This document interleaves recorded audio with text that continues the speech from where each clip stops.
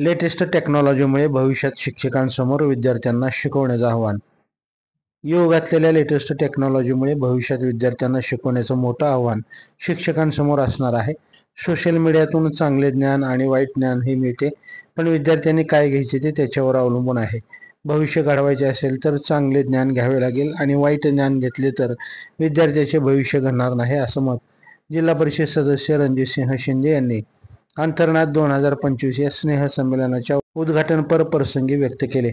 मोडणीम येथील संजीवनी विद्यालय व कनिष्ठ महाविद्यालय, SS प्राथमिक विद्या मंदिर व वसुंधरा इंग्लिश मीडियम स्कूलच्या वतीनं विद्यार्थ्यांच्या कलागुणांना वाव मिळावा म्हणून आयोजित केलेल्या अंतर्नाद 2025 या स्नेहसंमेलन कार्यक्रमाप्रसंगी रणजितसिंह शिंदे बोलत होते. या प्रसंगी संस्थेचे संस्थापक शिवाजी कांबळे, सचिव प्रकाश शिंगळे, मोहन पावणे, नागनाथ काळे, आनंद सुर्वे यांच्यासह माजी सभापती नंदाताई सुर्वे, रिपाईचे नागनाथ ओहळ, हनुमंत कुंभार, उपसरपंच अमित कोळी, माधव सुर्वे, सुभाष वेद पाठक, राष्ट्रवादीचे कैलास तोडकरी, राहुल पाटील, सदाशिव पाटोळे, अनिल सावंत, प्रमोद वसेकर, दिग्विजय कांबळेसह अनेक मान्यवर उपस्थित होते. या मान्यवरांच्या हस्ते नटराजाच्या मूर्तीचं पूजन करण्यात आलं. उपस्थितांचं स्वागत प्रशालेच्या वतीनं शिक्षकांनी केले.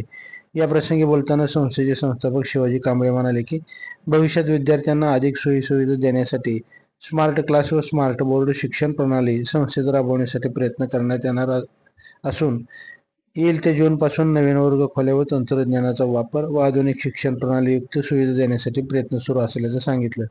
प्रास्ताविक प्राचार्य सुभाष रणदेवी यांनी केलं, तर त्यानंतर अंतर्नाद 2025 या कार्यक्रमाला सुरुवात करण्यात आली. हा कार्यक्रम पाहण्यासाठी पालकांनी, विशेषतः महिलांनी तुफान गर्दी केल्याचं पाहायला मिळालं. लाईव्ह महाराष्ट्र झोन न्यूजच्या यूट्यूब चॅनलला सबस्क्राईब करा, तसेच बेल आयकॉनला क्लिक करा.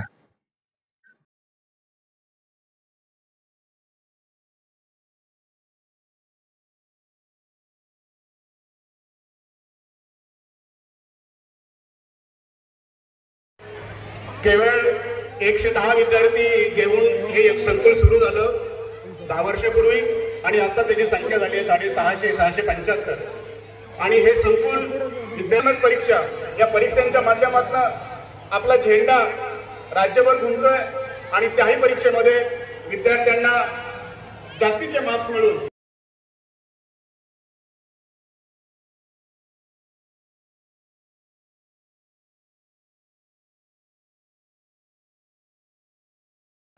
आज या अंतर्नाद 2025 या स्नेहसंमेलनाच्या कार्यक्रमाच्या निमित्ताने आपल्या या तिन्ही शाळांमधल्या सर्व विद्यार्थ्यांच्या कलागुणांना वाव देण्याच्या दृष्टीनं हा कार्यक्रमाचं या ठिकाणी आयोजन केल्याबद्दल या शाळेच्या सर्व शिक्षकांचं मी मनापासून आभार मानतो.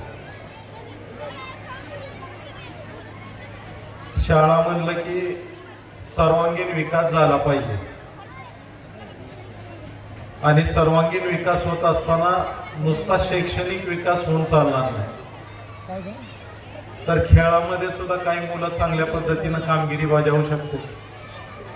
सगळेच मुलं वर्गात हुशार असतात असं नाही, परंतु जे खेळामध्ये चांगले आहेत त्यांना खेळामध्ये चांगलं प्रशिक्षण मिळालं पाहिजे. जे शिक्षणात चांगले आहेत त्यांना शिक्षणात प्रशिक्षण, चांगल्या पद्धतीचं शिक्षण मिळालं पाहिजे.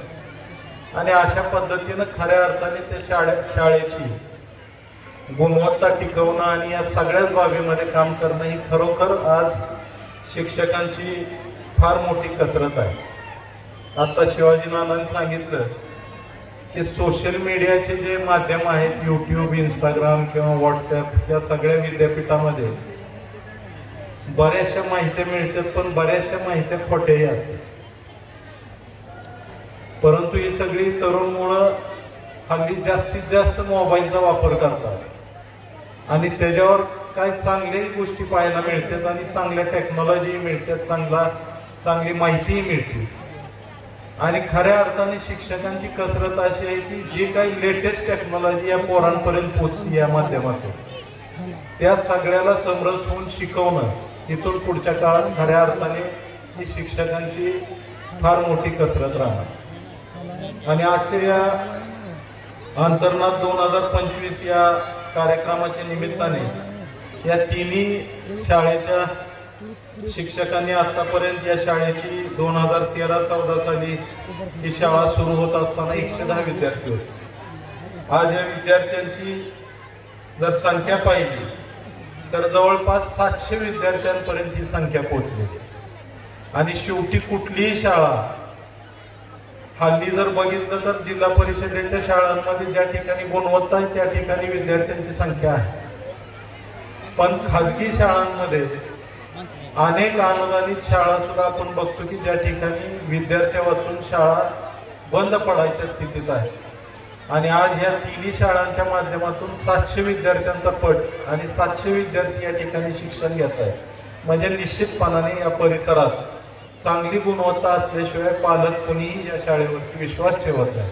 आणि खऱ्या अर्थाने या तिन्ही विद्यालयामध्ये तिन्ही शाळांमध्ये चांगल्या पद्धतीची गुणवत्ता देण्याचं काम इथल्या सर्व शिक्षकांनी अतिशय चांगल्या पद्धतीनं केलेलं असल्यामुळंच आज खऱ्या अर्थाने ही विद्यार्थ्यांची संख्या फार मोठ्या प्रमाणात या शाळेमध्ये. मोडणीम सारख्या शहरामध्ये कॉम्पिटिशन आणि ग्रामीण भागापेक्षा नाही म्हणलं तर थोडं पालक शून्य. आणि अशा या परिस्थितीमध्ये चांगल्या पद्धतीचं दर्जेदार शिक्षण देणं आणि शाळेची गुणवत्ता टिकवून ठेवण्यामध्ये या शिक्षण संस्थेचं अतिशय चांगल्या पद्धतीचं काम आतापर्यंत झालेलं आहे. आता शिवाजीनानांनी सांगितलं की पुढच्या कालावधीमध्ये सुद्धा डिजिटल लर्निंगच्या दृष्टीनं इंटरॅक्टिव्ह बोर्ड सगळ्या वर्गांमध्ये बसवण्याचा आमचा प्रयत्न राहणार आहे. तर या निमित्ताने आपली जी अनुदानित शाळा आहे त्या बाबतीमध्ये सुद्धा आपल्याला काय शासनाकडनं काय मदत जर मिळू शकत असेल तर त्या बाबतीमध्ये सुद्धा निश्चितपणाने मी प्रामाणिकपणे प्रयत्न करीन. त्याचबरोबर आता हल्ली सगळ्या कंपन्यांना नफ्याचा 2% समभाग हा सोशल रिस्पॉन्सिबिलिटीसाठी खर्च करावा लागतो. आणि सगळ्या कंपन्या ज्या नफा मिळवतात आपल्या जिल्ह्यातल्या सोलापूर जिल्ह्यातल्या MIDC मध्ये असणारे उद्योग आहेत, फार मोठ्या प्रमाणात राज्यामध्ये असणारे मोठ्या मोठ्या कंपन्या आहेत. आणि अशा कंपन्या दरवर्षी या शाळांच्या विकासासाठी ज्या ठिकाणी सामान्य कुटुंबातले विद्यार्थी शिकत आहेत आणि ज्या ठिकाणी चांगली गुणवत्ता आहे अशा शाळांना निश्चितपणाने मदत करतात. आणि त्याला CSR फंडातून सुद्धा आपल्या संस्थेच्या माध्यमातून एक चांगल्या पद्धतीचा अहवाल जर तयार केला, या संस्थेचं 12A आणि ATGचं जर सर्टिफिकेशन आपण करून घेतलं तर आपल्याला निश्चितपणाने या CSR फंडासाठी आपण ही संस्था पात्र राहू शकते. आणि या CSR फंडातून आपल्याला अनेक चांगले चांगले उपक्रम, काय कॉम्प्युटरच्या लॅब असतील, काही चांगल्या पद्धतीचे इंटरॅक्टिव्ह बोर्ड्स असतील आणि अशा पद्धतीची जी लेटेस्ट टेक्नॉलॉजी आहे, पुढे जाऊन आर्टिफिशियल इंटेलिजन्सची लॅब सगळ्या शाळांना करावं लागणार आहे. कारण पुढच्या काळातलं सगळं युग हे आर्टिफिशियल इंटेलिजन्स आहे.